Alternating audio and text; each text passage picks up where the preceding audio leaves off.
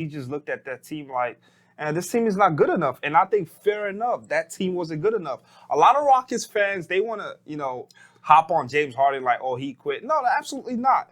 He looked at the team. James Harden is not competing to make the playoffs. He's competing to win a championship here. And that Rockets team as constructed, they were not going anywhere. They were 7th or 8th seed at best. At best. Oh. And then he tells the Rockets before the season, I'm not competing with this squad. Trade me. And then nobody wants to listen to James Harden. You see what he did in the first 2 games. Yeah. Coming straight out the strip club, 44-17. That's basically James Harden telling you, this is what I'm about. Yeah. Second game, 34 points. And then he tells the Rockets, please, I'm just playing basketball. I love basketball, but I do not want to play for this team. Trade me. And they said no. They didn't want to listen to him. So he basically just said, all right, fine. You won't trade me, I will just stop trying. And maybe then you trade me then. And I think that's where all this, the attitude he's bringing and, him having issues with his teammates and all of that. And I think, he did all he could. He wants to compete for a championship. And fair enough, I don't know why people are getting on James, because you guys are the same ones that will get on James Harden for not winning a ring. And I think in order for James Harden to get his full respect, he needs to go win that chip and get that ring. And I think, him going to Brooklyn obviously makes that a lot more better for him to win his championship.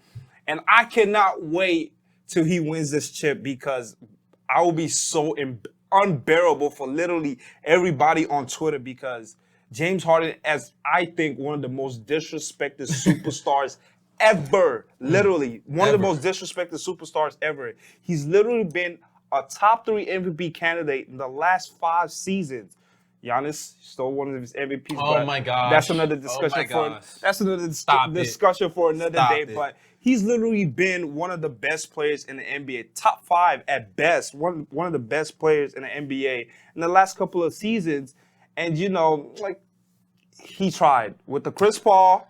They made it close, but nobody was beating that Warriors team, regardless of whether Chris Paul. But Russell Westbrook, just forget about that.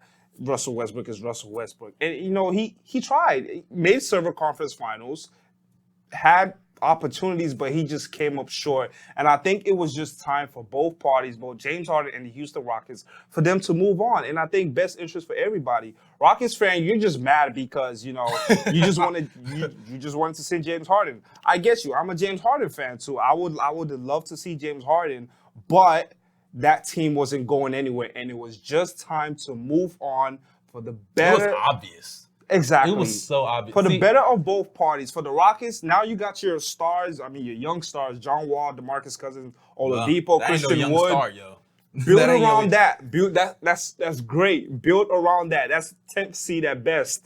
I'm not even worried one bit. We're over in the East competing for championships, but I just think it's for the best interest of both parties. Just let James Harden go. He's literally done everything for that franchise. He's put them back on the map. He's made them watchable again. Everybody tunes in to watch James Harden. As much as people that say they don't like watching James Harden, they're lying. Go look at the numbers. The Rockets are one of the most watched teams since James Harden went to the Rockets. And, I think it was just for the best interest of both parties to just move on and let's start off fresh. And, James Harden, yes, he left a sore taste in the mouth of people in Houston, but it's for the better of both parties. Harden to the Nets, 2021 champs.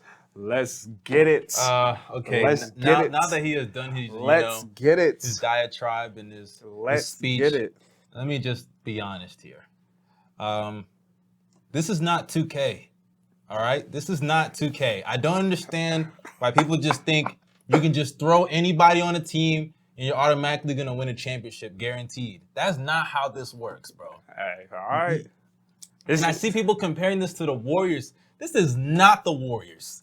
This is absolutely not 3 All-Stars? Actually, there's similarities. All-Stars. Yeah. There's similarities, but it is not the same. The Warriors fit like a glove. You had Steph who could play off ball. Clay doesn't even need the ball. He had 9 dribbles to get 60 points? Come on, that should show you everything you need to know about Klay Thompson right there. Steph Curry, one of the greatest off-ball players, probably the best off-ball player we've ever seen.